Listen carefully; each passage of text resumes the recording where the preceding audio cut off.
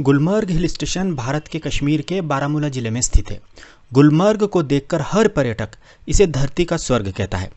गौरतलब है कि जो भी पर्यटक कश्मीर आते हैं वे सभी गुलमर्ग की गंडोला राइड को जरूर एंजॉय करते हैं तथा यह कश्मीर टूरिज्म का सबसे बड़ा आकर्षण है। गुलमर्ग की गंडोला राइड दुनिया की दूसरी सबसे लंबी और दूसरी सबसे ऊंची केबल कार राइड है। गुलमर्ग की गंडोला राइड की जानकारी इस वीडियो में विस्तार से दी गई है, परंतु उससे पहले यह ज़रूरी है कि हम कश्मीर यात्रा की हर छोटी से छोटी जानकारी प्राप्त कर लें। यदि आपको हमारा ये वीडियो पसंद आए तो प्लीज़ हमारे चैनल एक्सप्लोर इंडिया विद विकास को सब्सक्राइब जरूर कीजिएगा तथा बेल आइकन भी दबाइएगा। जम्मू कश्मीर की गर्मियों की राजधानी श्रीनगर देश का एक प्रमुख पर्यटन स्थल है। यदि आप धरती का स्वर्ग अर्थात कश्मीर घूमने की योजना बना रहे हैं तो श्रीनगर कैसे पहुंचे, ये आपके सामने सबसे बड़ा सवाल होता है। श्रीनगर तक सीधी रेल सेवा नहीं है, यहाँ केवल सड़क और वायु मार्ग के जरिए ही पहुंचा जा सकता है। झेलम नदी के किनारे बसा श्रीनगर डल झील, खूबसूरत गार्डन और हाउस बोट के लिए प्रसिद्ध है। श्रीनगर में स्थित डल झील चारों ओर से मुगल गार्डन से घिरी है और इसमें हाउस बोट स्थित हैं तथा शिकारे चलते हैं। गौरतलब है कि श्रीनगर सड़क मार्ग के जरिए पूरे देश से जुड़ा हुआ है। श्रीनगर बस के जरिए आसानी से पहुंचा जा सकता है। श्रीनगर तक दिल्ली, पंजाब, हरियाणा आदि कई शहरों से सीधी बस सेवा है। इसके अलावा जम्मू शहर से भी सीधी बस सेवा श्रीनगर के लिए है। सड़क के रास्ते अगर आप श्रीनगर जा रहे हैं तो आपको जम्मू होकर ही जाना होगा। श्रीनगर दिल्ली से लगभग 859 किलोमीटर दूर है तथा दिल्ली से श्रीनगर का बस का किराया लगभग 1250 रुपये है तथा 18 से 19 घंटे का समय यात्रा में लगता है। इसी प्रकार जम्मू से श्रीनगर 266 किलोमीटर दूर है तथा बस का किराया 230 रुपये है। बस द्वारा जम्मू से श्रीनगर पहुंचने में लगभग 7.5 से 8 घंटे का समय लगता है। सड़क मार्ग से श्रीनगर जाने में हालांकि समय ज़्यादा लगता है, लेकिन रास्ते में मिलने वाली प्राकृतिक खूबसूरती आपकी सारी थकान मिटा देती है। ऐसी अद्वितीय प्राकृतिक खूबसूरती का लुत्फ आप हवाई यात्रा में नहीं उठा पाएंगे। आप जम्मू तक ट्रेन से भी आ सकते हैं, परंतु जम्मू से श्रीनगर आपको बस या टैक्सी से ही जाना पड़ेगा क्योंकि श्रीनगर तक रेल सेवा नहीं है। श्रीनगर बस स्टैंड पर उतरने के बाद आप ऑटो रिक्शा या टैक्सी से आपकी होटल या हाउस बोट तक पहुंच सकते हैं। ऑटो रिक्शा का किराया बहुत कम होता है जो कि दूरी के आधार पर लिया जाता है। एरोप्लेन से श्रीनगर पहुंचना थोड़ा सा महंगा ज़रूर है, लेकिन सबसे बेस्ट तरीका यही है। श्रीनगर तक भारत के लगभग हर बड़े शहर से उड़ान सेवा उपलब्ध है। एरोप्लेन के जरिए दिल्ली से नॉन स्टॉप फ्लाइट से श्रीनगर पहुंचने में करीब 1.5 घंटा लगता है। यदि आप 2 से 3 महीने पहले फ़्लाइट का टिकट बुक करा लेते हैं तो दिल्ली से श्रीनगर का नॉन स्टॉप फ्लाइट का किराया केवल 2500 से 3000 रुपये पड़ता है। यदि आप 1 या 2 स्टॉप फ्लाइट चुनते हैं तो किराया और भी कम हो जाएगा। एरोप्लेन से जाने में आपका बहुत सारा समय बचता है और रास्ते में कोई परेशानी भी नहीं होती। यदि आपके साथ छोटे बच्चे हैं तो हमारा आपको सजेशन है कि आप फ्लाइट के द्वारा ही श्रीनगर जाइए। Air Asia, Indigo, spice jet, Go Air, air India आदि एयरलाइंस दिल्ली से श्रीनगर के लिए प्रतिदिन कई उड़ानें संचालित करती हैं। श्रीनगर एयरपोर्ट पर उतरने के बाद आपको अपने होटल अथवा हाउस बोट तक जाने के लिए टैक्सी करनी पड़ेगी क्योंकि ऑटो रिक्शा तथा बस आपको एयरपोर्ट पर नहीं मिलेगी। श्रीनगर एयरपोर्ट से श्रीनगर सिटी अथवा डल झील तक का टैक्सी का किराया 700 से 800 रुपये है। आप यहाँ किराया कम करने के लिए बार्गेन नहीं कर सकते क्योंकि यहाँ टैक्सी यूनियन है तथा टैक्सी वालों की मोनोपोली है।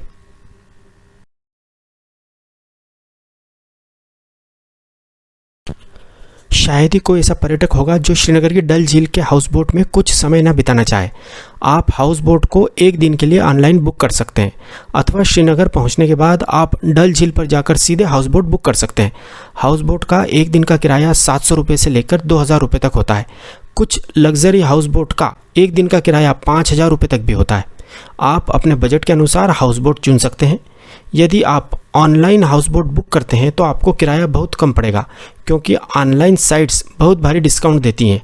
आप श्रीनगर में पहले दिन होटल की बजाय हाउस बोट ही बुक करें। हाउस बोट पर आपको ब्रेकफास्ट, लंच तथा डिनर की भी सुविधा मिलेगी, परंतु आप हाउस बोट पर केवल ब्रेकफास्ट का ही पैकेज लें क्योंकि हाउस बोट का खाना ज़्यादा अच्छा तथा हाइजीनिक नहीं होता है। डल झील के किनारे कई अच्छे वेज तथा नॉन वेज रेस्टोरेंट हैं। आप हाउस बोट की बजाय वहां लंच या डिनर करें। हाउस बोट पर चेक इन करने के बाद आप हाउस बोट पर चाय अथवा कॉफ़ी के साथ डल झील को निहार सकते हैं तथा हाउस बोट पर घूम सकते हैं। शाम को आप डल लेक में शिकारा राइड का आनंद ले सकते हैं। शिकारा छोटी नाव के समान होते हैं। 1 घंटे की शिकारा राइड की कॉस्ट 550 रुपये होती है। यदि आप 2 घंटे शिकारे पर घूमते हैं तो कॉस्ट 800 रुपये होती है। यह कॉस्ट पूरे शिकारे की होती है। एक शिकारे पर अधिकतम 4 लोग बैठ सकते हैं तथा यदि आप 4 से ज़्यादा सदस्य हैं तो आपको 2 शिकारे किराए पर लेने होंगे। शिकारा आपको हाउस बोट से पिक करेंगे तथा वापस आपके हाउस बोट पर ही ड्रॉप करेंगे। इसमें कोई दो मत नहीं है कि शिकारा पर डल झील की सैर आपको पूरे जीवन भर याद रहेगी। आप हाउस बोट के अलावा शिकारा राइड डल झील के किनारे से भी ले सकते हैं। सैकड़ों शिकारे टूरिस्ट के इंतज़ार में डल झील के किनारे पर खड़े रहते हैं।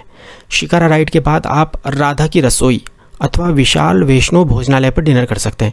यह दोनों रेस्टोरेंट वेजिटेरियन है, खाना बहुत स्वादिष्ट है तथा रेट भी रीजनेबल है। यह रेस्टोरेंट डल झील में हाउस बोट की श्रृंखला के पास स्थित है। रात में आप हाउस बोट से श्रीनगर की खूबसूरती निहारें, उसके बाद आप हाउस बोट में रेस्ट करें। इस प्रकार आपका खूबसूरत कश्मीर में पहला दिन समाप्त होता है। दूसरे दिन आप सुबह हाउस बोट पर ब्रेकफास्ट करें तथा अपना सामान पैक करें तथा पहलगांव के लिए प्रस्थान करें। हाउस बोट से आप नाव के द्वारा किनारे पर आएँ तथा किनारे पर सैकड़ों टैक्सी खड़ी रहती हैं। उनमें से एक को आप पहलगांव जाने के लिए बुक करें।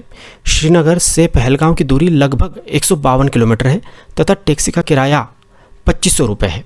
टैक्सी वाला आपको रास्ते में कई खूबसूरत साइट्स जैसे कि अवंतीपुर रुइंस दिखाता हुआ ले जाएगा। अवंतीपुर रुइंस 1100 साल पुराना राजा अवंतीवर्मन द्वारा निर्मित भगवान विष्णु का मंदिर है। हालांकि यह मंदिर टूट फूट गया है परंतु फिर भी देखने लायक है। पहलगांव पहुंचने में आपको 5 घंटे का समय लगेगा, इसलिए आप रास्ते में किसी अच्छे ढाबे पर लंच कर लें। आपकी टैक्सी का ड्राइवर आपको इस मामले में गाइड कर देगा। यदि आप श्रीनगर से 10 बजे सुबह पहलगांव के लिए निकलते हैं तो आप रुकते रुकते तथा सुंदरता का आनंद लेते हुए भी जाएंगे, तो भी आप 3 से 3:30 बजे तक आराम से पहलगांव पहुंच जाएंगे। यदि आपने पहले से होटल बुक कर रखा है तो आप वहां जाएं। यदि आपने ऑनलाइन होटल बुक नहीं किया है तो टैक्सी वाले की मदद से अपने बजट के हिसाब से 800 रुपये से 2000 रुपये पर डे का होटल बुक कर सकते हैं। इसके बाद आप पेमेंट देकर टैक्सी वाले को छोड़ दें तथा होटल में चेक इन करें। शाम की चाय या कॉफ़ी आप होटल के बाहर लॉन में बर्फीले पहाड़ों को देखते हुए पिए। यदि आपका मन करे तो आप होटल से बाहर वैली में टहलाएं। इसके बाद रात का खाना आप होटल में ही खाएं तथा रात में आराम करें। इस प्रकार आपका मैजेस्टिक कश्मीर में दूसरा दिन समाप्त होता है। तीसरे दिन सुबह पहलगांव में अपने होटल में ब्रेकफास्ट करने के बाद आप होटल से ही चंदनवारी, बेतवा वैली तथा अरू वैली के लिए टैक्सी बुक कर सकते हैं। इन तीनों स्पॉट्स को घुमाने का टैक्सी का किराया 1500 रुपये से 1800 रुपये के बीच है। पहलगांव से चंदनवारी केवल 15 किलोमीटर दूर है। चंदनवारी एक बहुत ही खूबसूरत स्पॉट है जहां से ऊंचे पहाड़, झूमते पेड़ और रंग बिरंगे फूल दिखते हैं। यदि आप यहां अप्रैल से अक्टूबर के महीने में आते हैं तो आपको वास्तव में लगेगा कि आप जन्नत में आ गए हैं। आप यहीं स्थित किसी ढाबे पर लंच करें। इसके बाद आप बेताब वैली जाएं। 1983 में एक बॉलीवुड रोमांटिक फिल्म आई थी जिसमें सनी देओल और अमृता सिंह एक साथ नजर आए थे। उस फिल्म की शूटिंग इसी घाटी में हुई थी। इस फिल्म के नाम पर ही इस घाटी का नाम बेताब वैली रखा गया है। नर्म घास के मैदान और हसीन पहाड़ियों से घिरी यह घाटी पहलगांव और चंदनवाड़ी के बीच स्थित है, जहां से एक मार्ग अमरनाथ मंदिर को भी जाता है।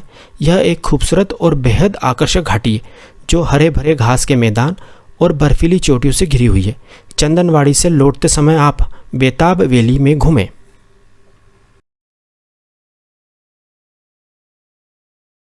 बेताब वैली के बाद आप आरू वैली जाइएगा। आरू वैली एक महत्वपूर्ण पर्यटक स्थल है। इस वैली के बीचों बीच एक नदी है जिसके किनारे आरू गांव बसा हुआ है। यहाँ आप हॉर्स राइडिंग, ट्रेकिंग आदि कर सकते हैं। इस वैली में आकर आपको स्विट्ज़रलैंड जैसा अनुभव होगा तथा आपका मन इस वैली से वापस जाने का ही नहीं होगा। आपका मन करेगा कि आप इसी गांव में बस जाएं। आरू वैली में आपको चाय नाश्ते की दुकानें भी मिल जाएंगी। आरू वैली के बाद आप पहलगांव घूमते हुए अपनी होटल में आ जाएं तथा रात का डिनर अपनी होटल में ही करें। चौथे दिन आप होटल में ब्रेकफास्ट करके गुलमर्ग के लिए निकलें। पहलगांव से गुलमर्ग की दूरी 140 किलोमीटर है तथा पहलगाम से गुलमर्ग पहुंचने में 4 से 4.5 घंटे का समय लगता है। आपको आपकी होटल से ही गुलमर्ग के लिए टैक्सी मिल जाएगी। होटल वाले तत्काल टैक्सी बुला देते हैं। टैक्सी का किराया 2500 से 3000 रुपये के बीच होता है। आप बार्गेन करके टैक्सी का किराया कम भी करा सकते हैं। यदि आप सुबह 10 बजे भी पहलगाम से गुलमर्ग के लिए निकलते हैं तो आप 2:30 बजे तक गुलमर्ग पहुंच जाएंगे। आप चाहें तो रास्ते में लंच भी कर सकते हैं या आप गुलमर्ग पहुंचकर अपनी होटल में लंच कर सकते हैं। यदि आपने गुलमर्ग के लिए ऑनलाइन होटल बुक की है तो वह आपको बहुत सस्ती पड़ेगी, परंतु गुलमर्ग पहुंचकर यदि आप होटल सर्च करते हैं तो होटल वाले बहुत ज़्यादा रेट बताएंगे, जो 3000 से 4000 रुपये तक भी हो सकता है, जबकि ऑनलाइन बुक करने पर उसी होटल में आपको 1500 रुपये में रूम मिल जाएगा। पूरे कश्मीर में सबसे ज़्यादा महंगे होटल गुलमर्ग में ही हैं, इसलिए यहाँ के होटल ऑनलाइन ही बुक करें, अन्यथा ये होटल वाले आपको लूट लेंगे। गुलमर्ग में होटल में चेक इन करने के बाद आप होटल के बाहर प्रकृति की गोद में चाय नाश्ते का आनंद लें तथा कुछ देर होटल के बाहर पैदल ही गुलमर्ग घुमाएं। रात में होटल में डिनर करके सो जाएं। इस प्रकार आपका कश्मीर में चौथा दिन समाप्त होता है। अगले दिन अर्थात 5वें दिन आप अपने होटल में ब्रेकफास्ट करने के बाद केबल कार राइड के लिए जाएं, जिसे कश्मीर में गंडोला राइड कहते हैं। आप पोनी अर्थात घोड़े पर बैठकर गंडोला राइड के टिकट काउंटर अर्थात स्टार्टिंग पॉइंट तक भी जा सकते हैं। आप गंडोला स्टार्टिंग पॉइंट तक अपनी होटल से पैदल भी जा सकते हैं। यहाँ केवल 20 मिनट में पैदल पहुँचा जा सकता है। आप अपने बच्चों को घोड़े पर बिठा सकते हैं। यहाँ पर आपको टैक्सी करने की कतई ज़रूरत नहीं है। गंडोला राइड के 2 फेज़ होते हैं। पहला फेज़ गुलमर्ग से कुंगदूर का होता है। इसका किराया 740 रुपये है। सेकेंड फेज़ कुंगदूर से अपर वाथ तक का होता है। इसका किराया 950 रुपये होता है। यह किराया आने तथा जाने दोनों ओर का मिलाकर होता है। यहाँ कुल 100 केबल कार हैं। एक केबल कार 6 लोगों को ले जाती है। केबल कार पहले फेज़ में अर्थात कुंगदूर तक 2600 मीटर की ऊंचाई तक ले जाती है। इसमें 9 मिनट का समय लगता है। यदि आप सेकेंड फेज़ अर्थात अपर वात तक जाना चाहते हैं तो केबल कार आपको 3747 मीटर तक ऊपर ले जाती है। यहाँ पहुँचने में लगभग 12 मिनट लगते हैं। गंडोला राइड से फेज़ 1 या फेज़ 2 पर उतरकर स्नो एक्टिविटीज़ को एंजॉय किया जा सकता है। अब पर्यटकों के मन में यह सवाल उठता है कि फ़ेज़ 1 पर जाएं या फ़ेज़ 2 पर। यदि आप अप्रैल, मई तथा जून में गुलमर्ग आते हैं तो ही आपको फ़ेज़ 2 तक जाना चाहिए, क्योंकि इन 3 महीनों में फ़ेज़ 2 पर ही बर्फ़ मिलती है तथा वहीं पर स्नो एक्टिविटीज़ जैसे स्कीइंग, स्नो बाइकिंग आदि होती हैं। इन 3 महीनों में फ़ेज़ 1 पर बर्फ़ नहीं मिलती है। अन्य सभी महीनों में फ़ेज़ 1 तक ही जाना चाहिए, क्योंकि सारी स्नो एक्टिविटीज़ फ़ेज़ 1 पर ही होती हैं, फ़ेज़ 2 पर नहीं। कुंगदूर अथवा अपरवाथ में स्नो एक्टिविटीज़ करने के बाद आप गंडोला से वापस गुलमर्ग आ जाएं। रात का खाना आप अपने होटल में ही खाएं तथा आराम करें, क्योंकि आप स्नो एक्टिविटीज़ के बाद बहुत ज़्यादा थक जाएंगे। एक महत्वपूर्ण बात, गुलमर्ग अपनी स्नो एक्टिविटीज़ के लिए देश भर में फेमस है। यदि आप अप्रैल, मई तथा जून में कश्मीर घूमने का प्लान बना रहे हैं तो आपको स्नो केवल गुलमर्ग में ही मिलेगा तथा वह भी कुंगदूर अथवा अपरवाथ में। अन्य जगह पर बर्फ़ पहाड़ों पर रहती है जहां जाना संभव नहीं है। केवल गुलमर्ग में ही आप गर्मियों में बर्फ़ को हाथ से छू सकते हैं। छठे दिन आप गुलमर्ग से श्रीनगर के लिए प्रस्थान करें। गुलमर्ग में आप होटल में ब्रेकफास्ट करने के बाद होटल से ही टैक्सी बुक करें। गुलमर्ग से श्रीनगर की दूरी केवल 50 किलोमीटर है तथा टैक्सी का किराया 1500 से 1800 रुपये के बीच है तथा गुलमर्ग से श्रीनगर पहुंचने में 1.5 से 2 घंटे का समय लगता है। श्रीनगर पहुंचकर आप होटल बुक करें। श्रीनगर में होटल का किराया कम होता है, जो 1000 से 1500 रुपये के बीच होता है। यदि आपने ऑनलाइन होटल बुक कर रखी है तो आपका होटल बुकिंग का समय बचेगा। श्रीनगर में होटल 2 दिन के लिए बुक करें। होटल में चेक इन करने के बाद आप टैक्सी बुक कर सकते हैं या ऑटो रिक्शा से श्रीनगर लोकल साइट सीन कर सकते हैं। यदि ट्यूलिप गार्डन खुला हो तो उसे अवश्य देखने जाइएगा। यह गार्डन अप्रैल में केवल 20 से 25 दिन के लिए ही खुला रहता है, क्योंकि ट्यूलिप फ्लावर साल में केवल 20-25 दिन ही खिलते हैं। इसके बाद आप श्रीनगर में चश्मे शाही, निशांत बाग तथा शालीमार बाग घूम सकते हैं। इन तीनों बागों को ही सम्मिलित रूप से मुगल गार्डन्स कहा जाता है और ये तीनों बाग डल झील के किनारे ही स्थित हैं। इसके बाद आप श्रीनगर में डल लेक के किनारे स्थित किसी अच्छे रेस्टोरेंट में लंच कर सकते हैं। लंच के बाद आप शंकराचार्य टेम्पल देखने जाएं। लौटते समय आप श्रीनगर का हार्ट कहलाने वाला लाल चौक देखें तथा यदि आप शॉपिंग करना चाहें तो लाल चौक पर आप यह कर सकते हैं। इस चौक पर कभी कभी शुक्रवार के दिन पत्थरबाजी भी हो जाती है। यदि ऐसी स्थिति हो तो आप लाल चौक को देखना स्थगित भी कर सकते हैं। बाकी पूरा कश्मीर पर्यटकों के लिए पूरी तरह सुरक्षित है। इसके बाद आप डिनर करके रात में अपने होटल में विश्राम करें। अगले दिन अर्थात 7वें दिन आप जल्दी ब्रेकफास्ट कर लें तथा टैक्सी बुक करके सोनमर्ग के लिए निकलें। सोनमर्ग श्रीनगर से 81 किलोमीटर दूर है तथा सोनमर्ग पहुंचने में 3 घंटे का समय लगता है। श्रीनगर से सोनमर्ग जाने तथा वापस आने का टैक्सी का अधिकतम किराया 2500 रुपये होता है। सोनमर्ग के लिए आप सुबह 8 बजे तक निकल जाएं ताकि आप सोनमर्ग 11 बजे तक पहुंच जाएं। सोनमर्ग को मिडोज ऑफ गोल्ड अर्थात सोने की घास वाली जगह कहते हैं। सोनमर्ग में आप पोनी राइड का आनंद उठाएं। सोनमर्ग में ही आप लंच करें। सोनमर्ग में घूमने के लिए 5 से 6 घंटे का समय काफ़ी होता है।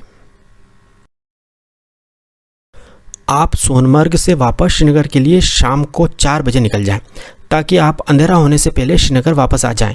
सोनमर्ग से श्रीनगर का रास्ता रात में बहुत ज़्यादा सेफ नहीं है। यदि आप ज़्यादा घूमना चाहते हैं तो सुबह श्रीनगर के होटल से और जल्दी सोनमर्ग के लिए निकलें। सोनमर्ग से वापस आने के बाद रात का खाना आप श्रीनगर में अपनी होटल में खाएं अथवा आप डल लेक के किनारे स्थित रेस्टोरेंट में भोजन करें। रात में अपनी होटल में विश्राम करें। अगले दिन अर्थात 8वें दिन सुबह का ब्रेकफास्ट करके आप होटल से चेकआउट करें तथा टैक्सी के द्वारा एयरपोर्ट अथवा रिक्शा के द्वारा श्रीनगर बस स्टैंड पर आ जाएं। होटल से एयरपोर्ट वापस जाने का टैक्सी का किराया 700 रुपये होता है। यदि आप फ्लाइट से दिल्ली या कहीं और जा रहे हैं तो एयरपोर्ट पर अपने गंतव्य स्थान के लिए बोर्डिंग करें। यदि आप बस से जा रहे हैं तो श्रीनगर से जम्मू के लिए बस का टिकट ले लें तथा वापस अपने घर की जर्नी एंजॉय करें।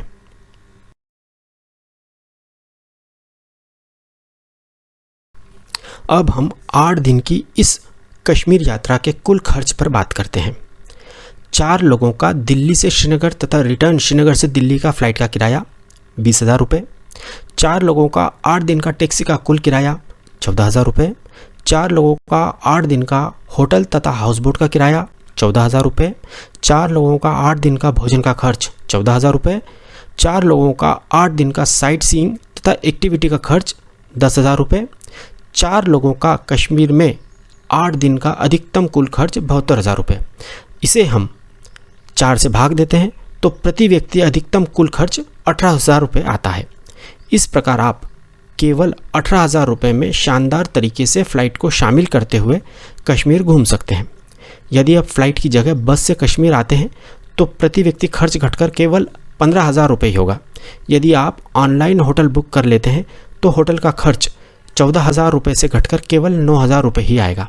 तो अब इंतज़ार मत कीजिए, जल्दी ही कश्मीर घूमने का प्लान बनाइए और अधिक जानकारी के लिए हमें मैसेज करें। यदि आपको हमारी जानकारी सही तथा उपयोगी लगी हो तो हमारे चैनल एक्सप्लोर इंडिया विद विकास को सब्सक्राइब ज़रूर कीजिएगा। Thank you.